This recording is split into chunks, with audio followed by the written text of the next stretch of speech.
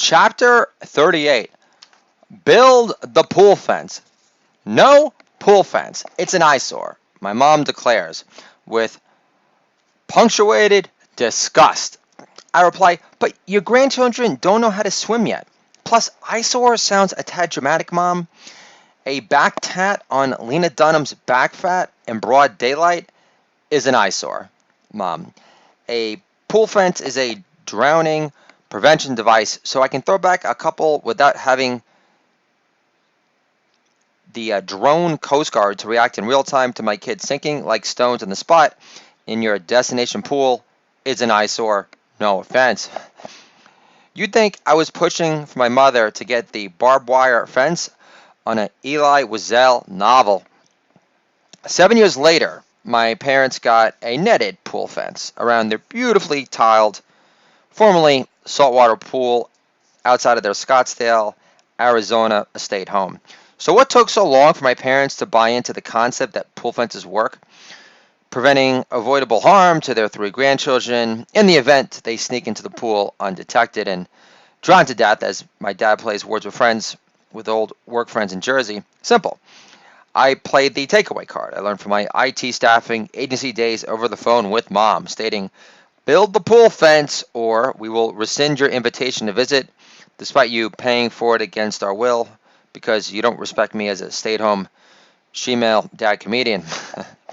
Now that we've established that this visit down to Arizona isn't a vacation, but more of an arranged, strong-armed guilt trip equivalent to winning a free trip on The Price is Right, you can't reject an arranged, prepaid-for trip on a 6-hour flight to Southwest with 3 kids from Newark. I'll also come across as a thankless child like King Lear's daughter.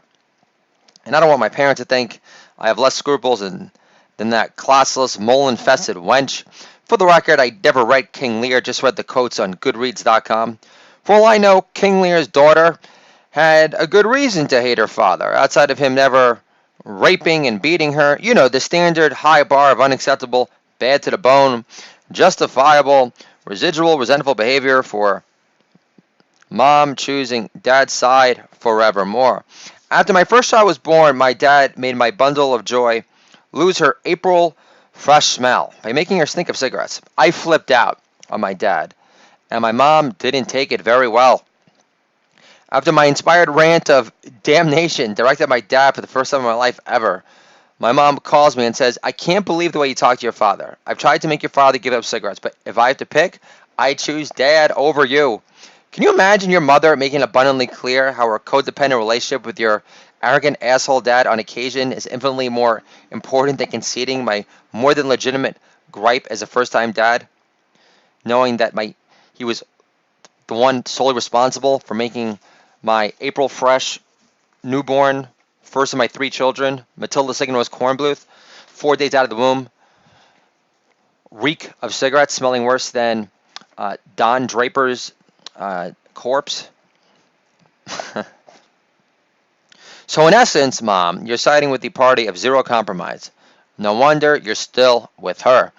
But I can't complain. My parents got the pool fence and showcase a willingness to compromise after all.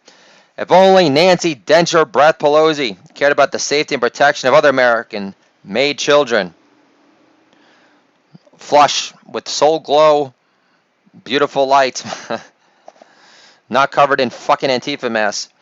She'd be